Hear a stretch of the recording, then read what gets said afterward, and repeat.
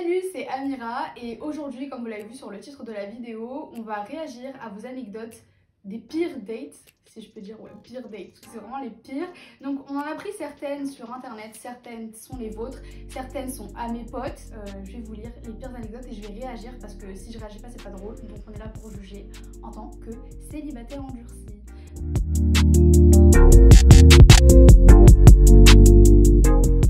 Première anecdote. J'ai rencontré un garçon via internet, je ne lui ai pas caché que j'étais ronde, il était CRS et n'était franchement pas canon, un peu trop de moi-je aussi, mais bon on riait bien par message. On se téléphonait et on se voyait aussi quand il était dans le coin, mais on ne sortait jamais. Un jour au téléphone, j'ai fini par lui demander pourquoi et là, quote, « T'es super, t'es rigolote, on s'entend bien. Mais te tenir la main en public, ce n'est pas possible et j'ai besoin d'être fière de la fille avec qui je suis. Et toi, t'es grosse, maigrie et on vivra une vraie histoire. » La haine est alors montée en moi et je lui ai balancé « Mais, gros mot bip, tu as vu ta gueule, tu crois que j'ai envie d'une histoire avec toi? T'es moche, macho, prétentieux. La seule chose que tu as pour toi finalement, c'est que tu fais bien Peggy 18. » Je lui ai raccroché au nez juste après. Quel connard, plus jamais. Alors déjà, premier red flag, première phrase, il était CRS et n'était pas franchement canon. Il était CRS. Pourquoi? Genre déjà, il y avait le premier red flag. Il était franchement pas canon, franchement, revoyez vos standards, genre. CRS est franchement pas canon. Après, bien sûr, grossophobie, bye bye. Et elle est pas drôle en vrai. En fait, elle est pas si drôle que ça, cette anecdote. Genre, c'est trop triste. Parce qu'il est CRS, il est moche. En plus, il juge les gens sur leur physique. Ça a pas la tête. Bref, un vrai connard, comme elle a dit la meuf. J'ai dit le gros mot. Ensuite, deuxième anecdote, il est venu en moto. Non, celle-là, elle est trop drôle. Il est venu en moto, il est tombé devant moi, il est reparti. Mais c'est super drôle, en fait, c'est court. Bref, qu'est-ce que vous auriez fait? J'ai envie de dire, si c'est arrivé, c'est qu'il mérite. Donc, ça doit peut-être, genre, éviter une histoire de merde. Troisième anecdote. On partait ensemble en voyage, super contente, j'avais trop hâte. Bref, on prend l'avion, bien sûr, on était assis côte à côte, sauf que j'avais oublié un petit détail non négligeable. J'ai le mal des transports. Le vol durait 2 heures, j'allais pas tenir.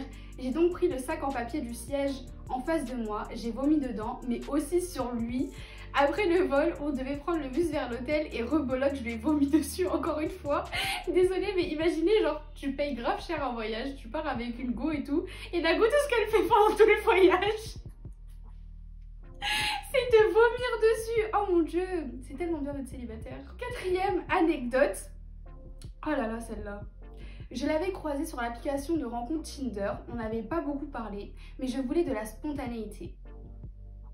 On décide donc d'aller prendre un verre près de la rue de la Roquette à Paris, c'est archi précis. Et là, elle se met à tout critiquer, du genre vraiment tout. Sa vie, la mienne, entre parenthèses merci, le bar et les mecs de la table d'à côté, le tout évidemment en parlant très fort. Les pauvres ont même fini par partir, j'étais mortifiée, j'ai englouti ma bière aussi vite que j'ai pu et j'ai pris congé en lui disant que c'était impossible pour moi de continuer cette conversation, un rendez-vous Tinder raté. Déjà, les gens vous permettaient trop de choses en premier date, t'as jamais parlé à la personne, t'es là, tu critiques tout. Après bon, je me retrouve un peu dans la meuf, parce que moi aussi je critique tout, mais genre... mais genre pas méchamment et pas aussi fort. Enfin, si on va en date un jour ensemble les gars, ce qui n'arrivera peut-être pas, mais si on va en date ensemble, je vais grave vous tacler. Voilà, sachez-le. Cinquième anecdote. Ah là là, encore une histoire de vomi. Décidément, il n'y a que ça en fait dans vos dates. J'avais un date avec un plan C, on va pas dire le mot, Peggy 18. J'avais un crush sur lui et la boule au ventre à chaque fois que je le voyais. Un jour, plus on se rapprochait de chez lui, plus j'avais le trac et j'avais envie de vomir, j'avais des relents. On arrive chez lui et je lui dis que je dois faire pipi. Je vais aux toilettes et là je vomis, le mec n'avait pas capté, j'avais juste rincé ma bouche et lavé ma main. C'est archi dégueulasse. 6e histoire, celle-là je l'ai pas vraiment écrite parce que je la connais, c'est l'histoire d'une pote, mais je vais vous la raconter comme ça, face cam. C'est pas la mienne, hein, c'est d'une pote, je vous jure, promis. Donc en gros, il y avait ma pote qui sortait avec un mec, enfin qui datait un mec, c'était son bord, etc. Et elle le voyait souvent en fait dans le magasin où il travaillait, sur Paris. Du coup, elle allait souvent le voir et tout, ils s'entendaient super bien et tout, nanana, ils passaient leur meilleure vie et tout.